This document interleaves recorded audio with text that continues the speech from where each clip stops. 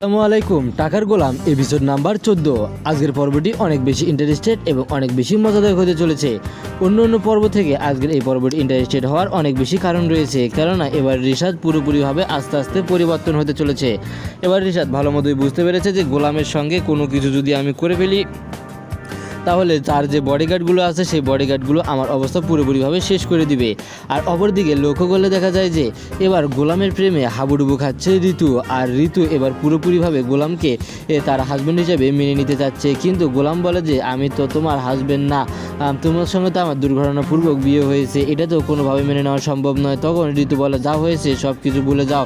তখন ঋতু গোলামকে উপরে আসে থাকতে বললে গোলাম বলে যে আমার দ্বারা কখনোই এটি সম্ভব নয়। তখন অনেক বেশি ভেঙে পড়ে যায় গোলাম, এবং গোলাম বলে যে এসব কিছু কি হচ্ছে। আর তখন ঋতু সেখানে নিচে চলে আসে, নিচে চলে এসে গোলামের সঙ্গে থাকতে চায় এবং সে গোলামের সঙ্গে থেকেও যায়। অপর প্রান্তে লক্ষ্য করলে দেখা যায় যে সকালে উঠে গোলাম ঘুম থেকে উঠে সে কাজ করার জন্য বাইরে গিয়েছিল, কিন্তু তখনই সেখানে দেখে ফেলে ঋতু বলে যে তুমি কেনই বা কাজ করবে, তোমাকে তো আমি নিষেধ করে দিয়েছি তুমি এই বাড়ির কোনো কাজ করবে না। কিন্তু তখন গোলাম বলে যে আমাকে কাজ না করলে যে ভালো লাগে না, আমি কি বলবো। তখন ঋতু বলে যে আচ্ছা তাহলে তোমার সঙ্গে আমিও আজকে বাজার করতে যাব। তখন ঋতু সেখানে গোলামের সঙ্গে বাজার করতে যায়, এবং বাজার করতে গিয়ে ঘটে এক কাকতালীয় ঘটনা।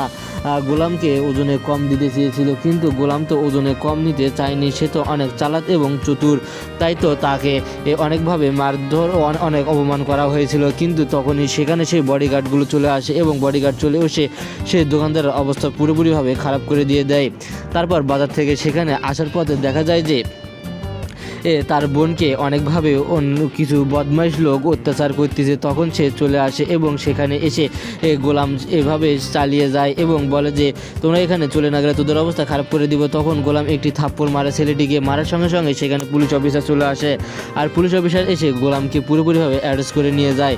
এই ঘটনা দেখে তো ঋতু অনেক বেশি ভয় পেয়ে যায়। ঋতু অনেক বেশি ভয় পেয়ে সেখান থেকে বাড়িতে চলে আসে, এবং বাড়িতে চলে এসে ফাতেমা এবং সকলকে সেই ঘটনাটি বলে। কিন্তু ফাতেমাটি এটা কোনোভাবে বিশ্বাস করে নিতে চায় না যে গোলামকে কোনোভাবে কেউ অ্যারেস্ট করতে পারে। তারপর সে ডাইরেক্ট পুলিশ অফিসারকে ফোন দেয়। পুলিশ অফিসারকে ফোন দেওয়ার সঙ্গে সঙ্গে সেখানে পুলিশ অফিসার বলে যে এটি কোনোভাবেই সম্ভব নয়। ঋতু তখন ঋতু এবং ফাতেমা ভেবে নিয়েছিল যে এসব কিছু দাউদ খানের কাজ, কিন্তু এসব কিছু তার বডিগার্ডেরই কাজ ছিল, কেননা তার বডিগার্ডগুলো চেয়েছিল যে তাকে সে স্মৃতিশক্তিগুলো ফিরিয়ে দিবে, এবং স্মৃতিশক্তি ফিরিয়ে দেওয়ার জন্য যেসব জায়গাগুলো যাওয়ার প্রয়োজন সেগুলোতে নিয়ে গিয়েছিল। এবং গোলামকে তার আসল সত্যিটা বলে যে আসলে কি হয়েছিল। সে বলে যে ফাতেমা অনেক গরিব ছিল, তুমিও গরিব সেজে তার সঙ্গে বিয়ে করার অভিনয় করেছিলে, আর যদি তুমি তার সঙ্গে বিয়ে করার অভিনয় না করতা তাহলে সে কখনোই তোমাকে বিয়ে করতো না। তারপর সে সব কিছু সত্যি জেনে যায় এবং তার সঙ্গে বিয়েটি তোমার ভেঙে যায়। এ শুনে গোলাম এবং ফাতেমা অনেক বেশি চিন্তিত হয়ে পড়ে।